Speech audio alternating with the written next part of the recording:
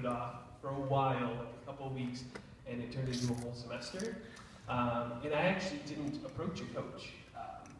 Michaela Seaman talked to me that Shannon Kwando wanted to implement coding in the classroom, so coach actually had to talk to somebody else and then have them talk to me in order for me to say yes, but I'm really glad that I did. Anybody else? Yeah, for me, how it all started, I was having a conversation, I think, with Allison Lovestoon, who I think works with some TAG students. And I had a few TAG students in my biology class, and she asked me if I had ever heard of anything called compacting. And the term was new to me. I was new to the district, and I found out that the English department had done some of that in the past. And I didn't just dismiss the idea because I had been trying to come up with something I could do for those students, but I couldn't really figure out how I could manage the differentiation, just being the single teacher in the classroom. And so I ended up contacting Sarah. I think Allison maybe mentioned that she would be a resource, and then Sarah just took it from there. And she worked around my schedule and came in during my prep period, which is always hard to give up, your prep period, as you all know. But in the end, it ended up saving me time in the long run because she was able to go out and help create, like I said in the video, documents and resources for me. So it ended up being more efficient in the long run. I just had to be willing to give up a few prep periods, and it wasn't a lot. Great, thanks. Shannon, did you want to? Yeah, I was just going to say that I think, I hope I'm not alone in this, that I have this fear that I'll be exposed as this horrible teacher. And someone will come and be like, oh, we thought so.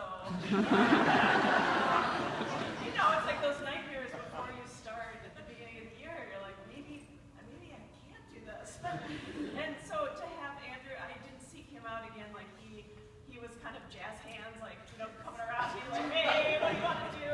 And I agreed, and I'm so glad that I did because it kept me on track, and I accomplished so much more than I could have on my own. So and I wasn't exposed as a horrible teacher. I got support that I needed, that I think everybody needs, because we're alone in our classrooms a lot of the time, and we don't have a mirror to kind of see what we're doing. Great, thanks, Shannon. We're going to go on to the next question. We have this term called coaching cycle, and that often varies yet. So the question is, how long was your coaching cycle, or you can think of it as how long did you work with the coach, and how often did you meet?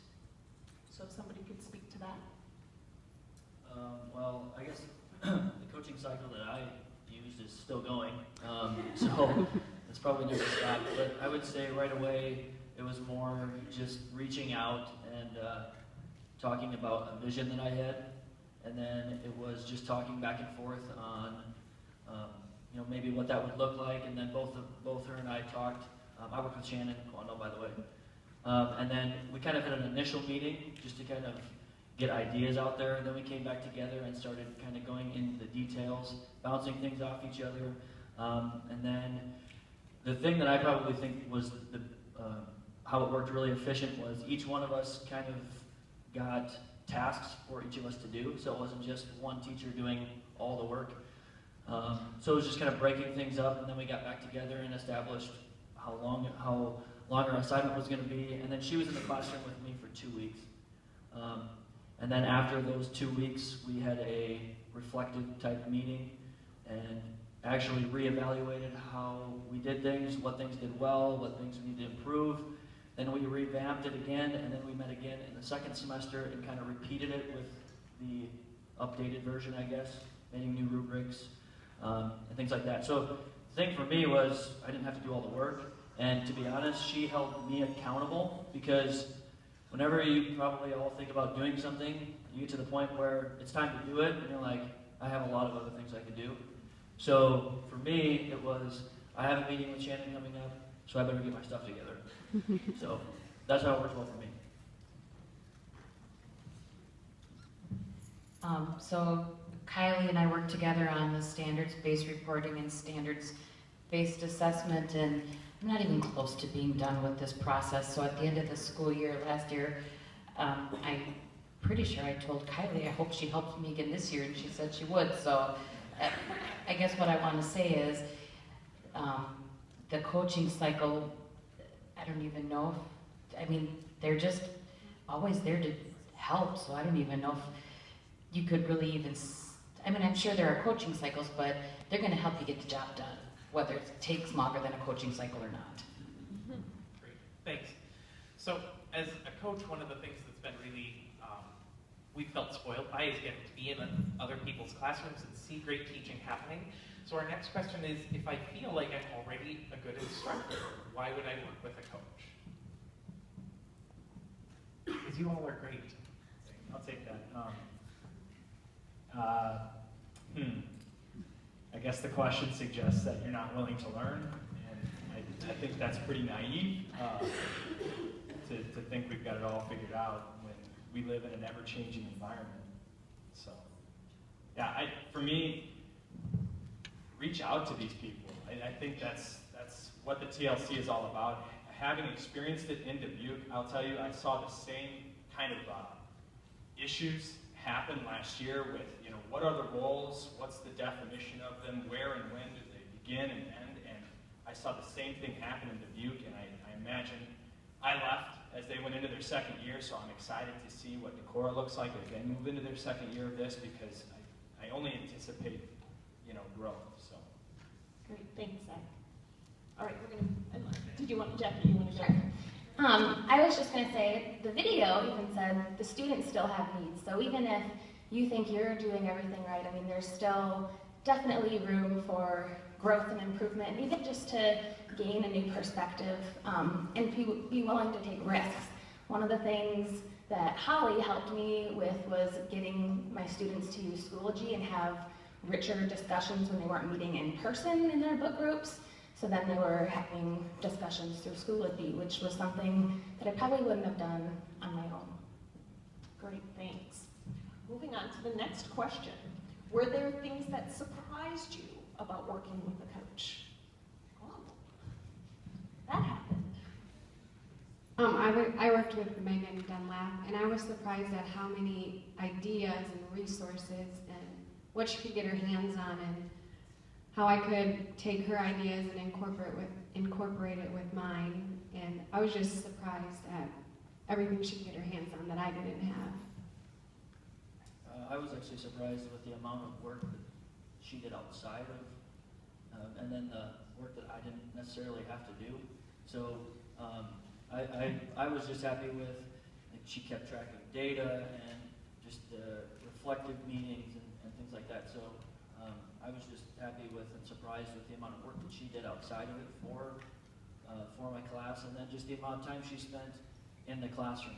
She was there, she answered all the questions, she helped teach with me, so that was good. I guess I was a little surprised too that it was more, I felt more like it was a team teaching rather than a coaching thing, because Holly and I worked together on getting my groups to get more of a discussion going on so it wasn't one-sided and it became...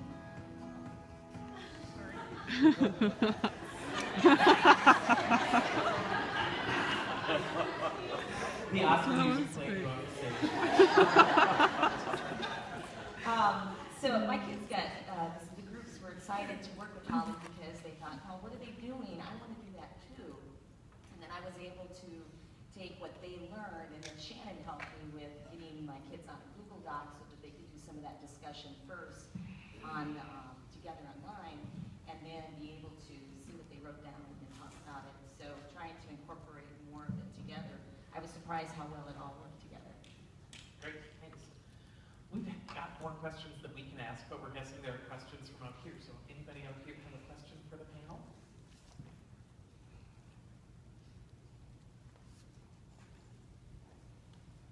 Oh, yeah, Lisa. I'd really like to get an updated list of the collaborators and their expertise areas. And availability, like Yes, that'd be nice. figuring out when I could use Andrew or Right. use Sarah. Yeah. Thank you. So the question was like, can we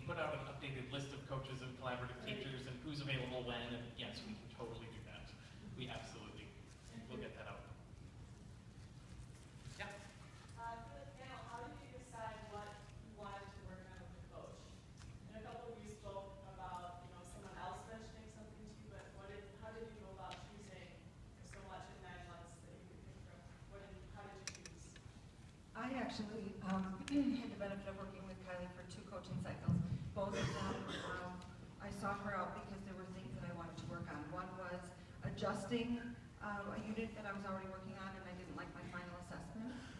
And the second one was, as you saw in the video, working with a brand new unit, Serial, and just the amazing amount of work that it was going to take me to do a good job with this unit while spinning all these other plates as well.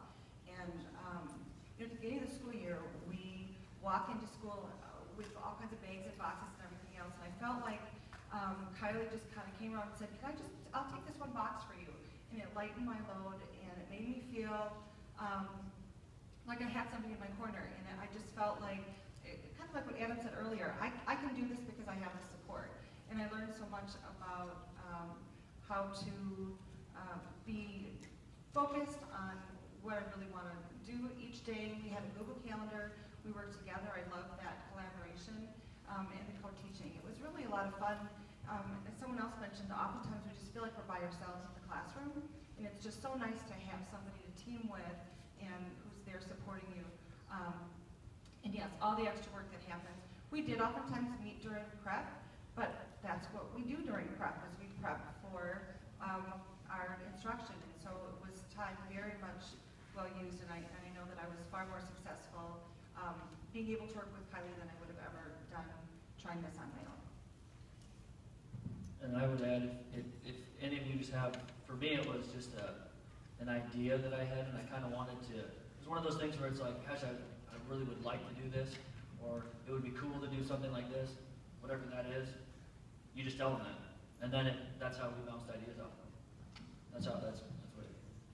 For me, my idea came more out of frustration because I felt like I was the one doing all the work in our reading groups. I was the one developing the questions and trying to keep the discussion going. And so I went to Holly and said, I have really strong readers, but how can I get them to be the ones actually facilitating the discussion and doing more of the work?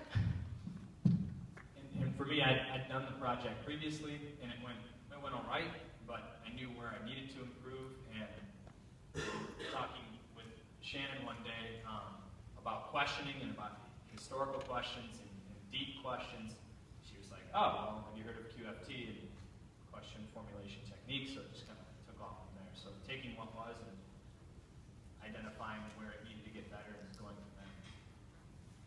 I'm going to piggyback on that question. Did any of you work with somebody whose expertise was outside the area of what you chose as a goal? And was that awkward? Was that okay? How did that go?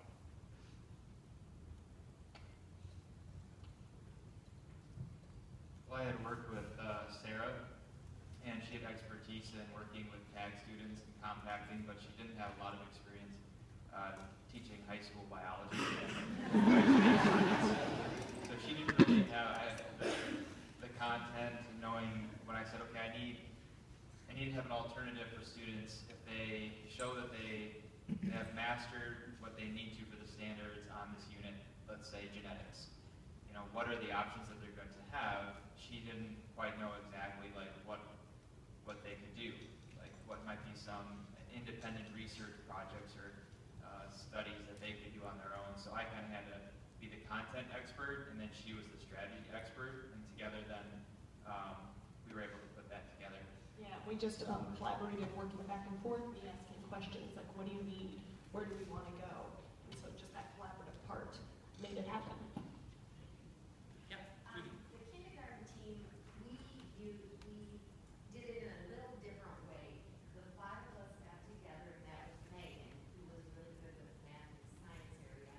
And we approached it as a team with her, as she was fabulous with finding things that we weren't, familiar with, or finding the resources. And then she kind of went with Beth, and she and Beth collaborated a lot, and Beth kind of branched it out to us, and she did go into our classrooms, and she was very supportive. So I guess we and Megan coach us as a team, and it worked well for us. And for the PE staff, we did the same thing as well.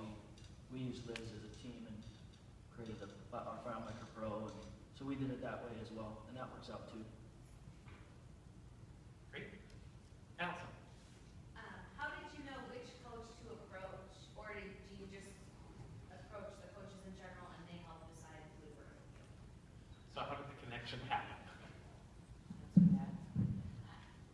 if I remember correctly, I don't even remember, but I think I had been talking to someone, maybe Holly, and I think she's the one that mentioned maybe Kylie could help me. So I don't think I remember going to anyone in particular. I just knew I had a need and needed someone to help me, and then I think the coaches kind of figured out who would be best to help me. And there'll, go for it. Oh, no. There'll also be that Google form that we sent out last year. We'll have a version of that this year for if there's something you want to partner with a coach on, where you can just submit it to the general team and we'll reach out to you and see if there's someone in particular you want to work with, or if there's a topic you want to work with, and we can figure out who's best suited on something like that. So there's a bunch of different ways that can happen. Other questions?